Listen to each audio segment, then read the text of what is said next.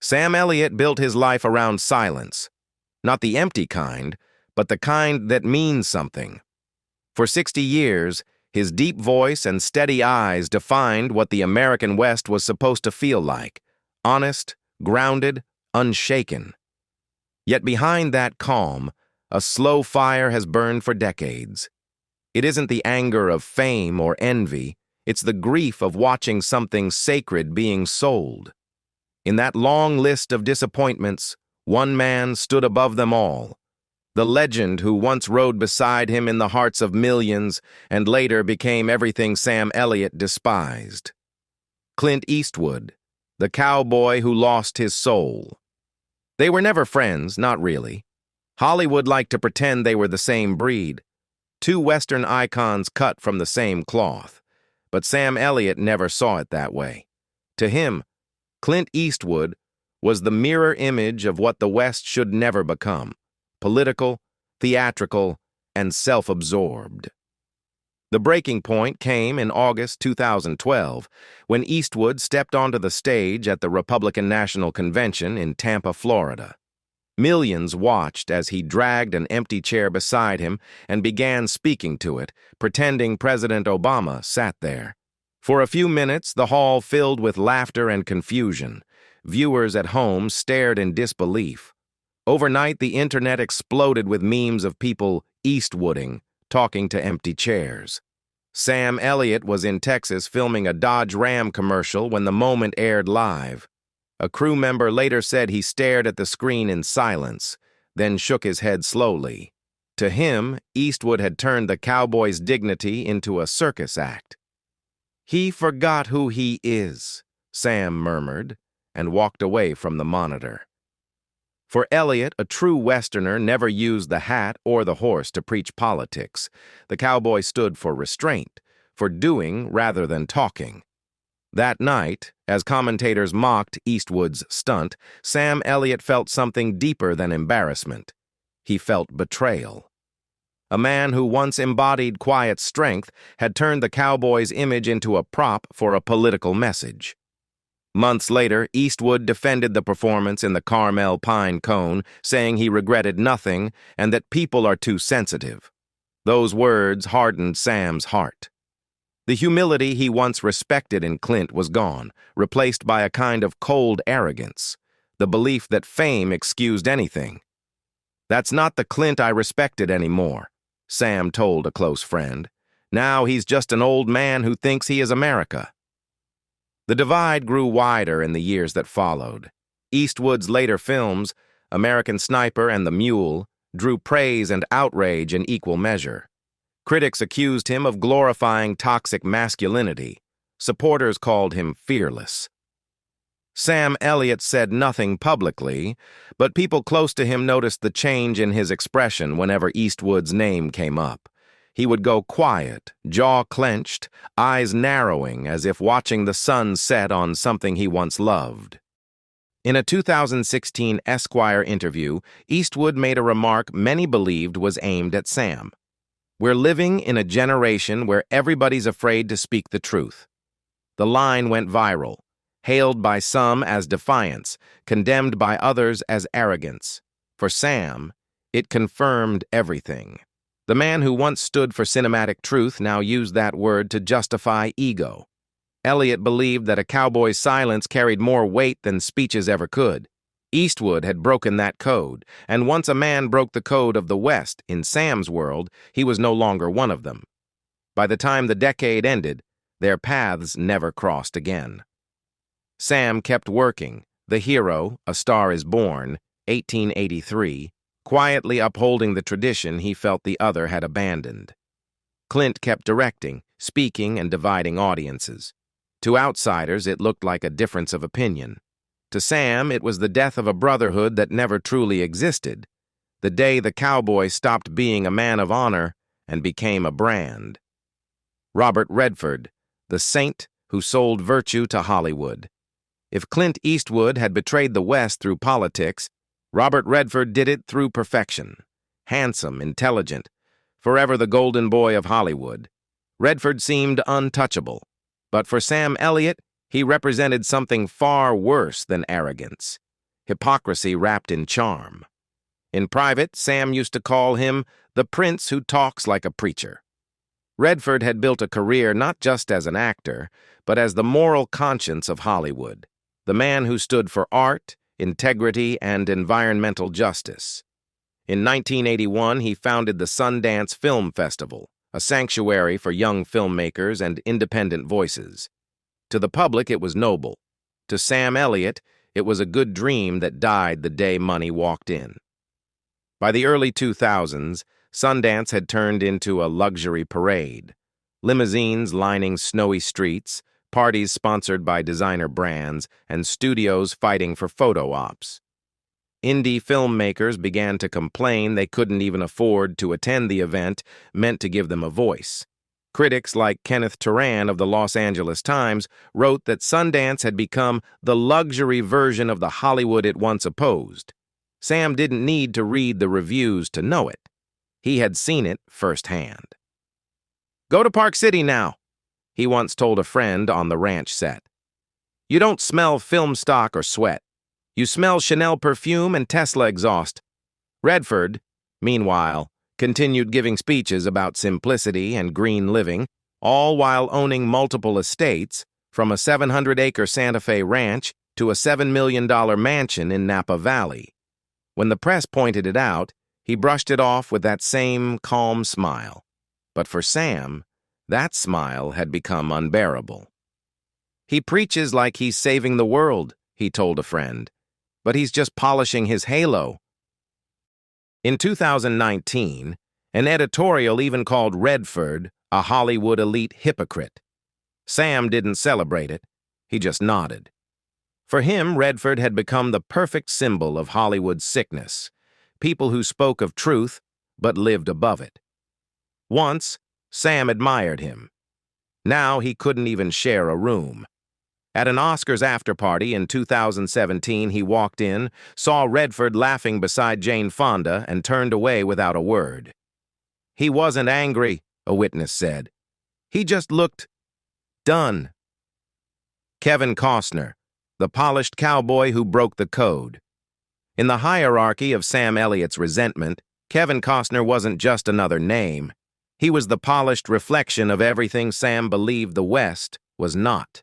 The world saw Costner as Hollywood's modern cowboy, rugged and magnetic. Sam saw a man playing dress-up in boots that didn't belong to him. Their quiet feud began in 1994, when two westerns rode into theaters only months apart. Sam starred in Tombstone, a lean, gritty story shot on dust and sweat. Costner, meanwhile, produced and starred in Wyatt Earp, a $60 million epic wrapped in gloss. Critics were merciless. The New York Times called Wyatt Earp too polished, too clean, not enough dirt. Sam reportedly read the review on set and chuckled, "That's Hollywood cowboy. They ride horses like they're afraid to wrinkle their jackets." From that day, an invisible wall rose between them. They never clashed publicly, but the distance was real. To Sam, Costner's fame was built on a version of the West that only existed under studio lights. Perfect lighting, perfect dialogue, perfect hair. And decades later, when Costner returned as patriarch John Dutton in Yellowstone, that tension reignited. The show became a phenomenon. Audiences called it the rebirth of the American Western. But Sam refused to join the celebration. "They turned the West into a truck commercial," he told Vanity Fair. "Everyone's too clean, too beautiful, too fragrant." Costner responded 3 months later on Entertainment Tonight with a smirk that cut deep. "Sam thinks he owns the West. If so, maybe he should buy America too." The audience laughed. Sam didn't. He heard the clip while walking his horses in Malibu and just muttered, "He thinks the West is an asset. I think it's a soul." Their difference went far beyond art. Sam had spent his life guarding the quiet honor of the cowboy code: dignity, loyalty, silence. Costner's off-screen scandals, from his $80 million divorce in 1994 to rumors of affairs and lawsuits in the 2000s, only deepened Sam's disdain. "A cowboy doesn't need lawyers to keep his honor," he once said on set.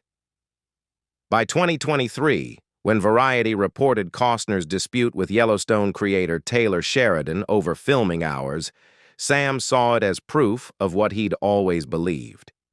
"Cowboys don't argue over schedules," he told fans at a Texas gathering. "They ride until the sun goes down." Benedict Cumberbatch, the outsider who dared to redefine the West. If Kevin Costner offended Sam Elliott's sense of authenticity, Benedict Cumberbatch offended his very understanding of identity. For Sam, the West wasn't a movie set. It was a state of being, something you earned through silence, hardship, and dirt. So when Hollywood began praising a British actor for redefining the cowboy, it was, to Sam, the final insult. It all came to a head in February 2022, when Cumberbatch starred in Jane Campion's The Power of the Dog. The film swept through awards season with 12 Oscar nominations, celebrated for its haunting portrayal of repression and masculinity. But on February 28th, Sam appeared on Mark Maron's WTF podcast, and everything changed. His gravelly voice carried the weight of irritation and disbelief. "I watched that movie," he said. "Naked cowboys riding horses, speaking in a British accent, and they call that the West?" They know nothing about Montana within hours. Headlines spread like wildfire: Sam Elliott versus the power of the dog. Social media erupted. Some called him brave, others called him bitter. Cumberbatch, known for his composure, handled it gracefully.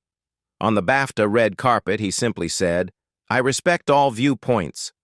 Art is meant to explore, not to possess." It was elegant, but it didn't erase the wound. What few people knew was that their tension went deeper. Back in 2019, Jane Campion had invited Sam to narrate a short introduction for The Power of the Dog. He refused with a single email.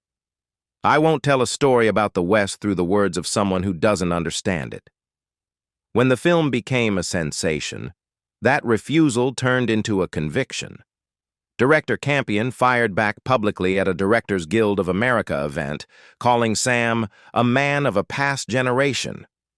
The room applauded. Sam stayed silent, but his silence cut deeper than any insult. To him, The Power of the Dog had turned the West into a therapy session. "They made it about feelings," he told a friend. "The West is about survival." Their paths crossed only once after the controversy, at a post-Oscar party in Los Angeles. A server remembered the air freezing as they shook hands. Mr. Sam looked him straight in the eye, didn't smile, and walked away. That brief, cold handshake became legend. To younger audiences, Sam's anger seemed outdated. To him, it was moral. He wasn't fighting a man. He was fighting what Hollywood was becoming: soft, cerebral, disconnected from the soil that made the stories matter. Cumberbatch's calm charm couldn't change Sam's view. "You can't play a cowboy," he told a friend in Santa Fe. "You either are one or you're not." Taylor Sheridan, the man who branded the West for sale. Of all the men Sam Elliott grew to resent, Taylor Sheridan cut the deepest. Because unlike the others, Sam once admired him.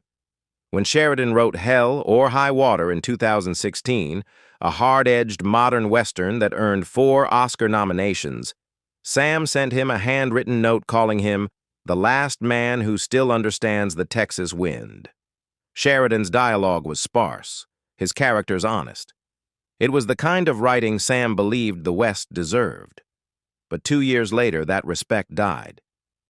In 2018, Sheridan released Yellowstone, a grand, glossy TV drama that became a global phenomenon. It had Kevin Costner, million-dollar sets, and sweeping cinematography, everything the public loved, everything Sam Elliott distrusted. He watched the first episode from his Malibu home and turned it off 15 minutes in. To him, it wasn't the West. It was a commercial with horses. "They turned the West into a premium version of Dallas," he told a friend. What angered Sam more than the show itself was what it stood for. Sheridan wasn't just the writer, he was the businessman. He'd sold Yellowstone to Paramount for nearly $500 million, retained full creative control, and even leased his own Texas ranch to the studio as a set. Industry insiders nicknamed him the double-dipping cowboy. Sheridan defended himself, saying in Men's Health, "I work for a living. If they need my horses, I rent them out. What's wrong with that?" To Sam Elliot, everything. "The West doesn't need props," he told a colleague in Austin. "It speaks through the dirt and the wind." Now they're staging it like a Broadway show. Their tension only grew when Sam agreed to star in 1883, Sheridan's prequel to Yellowstone. At first, it seemed like a reunion of kindred spirits. The script was raw, brutal, and honest, until Paramount began editing. By the time the series aired in 2021, Sam realized the story had been softened for television. "They turned blood into perfume," he muttered to a crew member. Critics loved it, but Sam felt betrayed. Sheridan, he believed, had used his credibility, the weathered face of the real cowboy, to sell something he didn't believe in. When 1883 won at the Critics' Choice Awards, both men stood on the same stage, at opposite ends. A Getty photographer later said, "Sam looked the other way, Sheridan stared at his phone. You could feel the frost between them." Paramount invited Sam to join the sequel 1923, but he refused. "I don't do films about the West that lack dirt," he said. To the world, Sheridan was a genius reviving the Western for a new generation. To Sam, he was its undertaker, a man who turned the spirit of the frontier into a luxury brand. "They sell the West now," he once told a friend. "Leather jackets for $1,000, resorts that look like ranches, actors who smell like cologne instead of cattle. They took what was sacred and made it marketable." Sam Elliot never chased the spotlight. He carried it. And when he finally spoke, the world listened, even if it didn't understand. For him, the West wasn't a story. It was a promise, one that too many people had broken. Which of these men do you think hurt him the most? Clint Eastwood, Robert Redford, or Mark Maron? Tell us your thoughts below, and don't forget to like, subscribe, and hit the notification bell for more true Hollywood stories that reveal what really happens behind the curtain.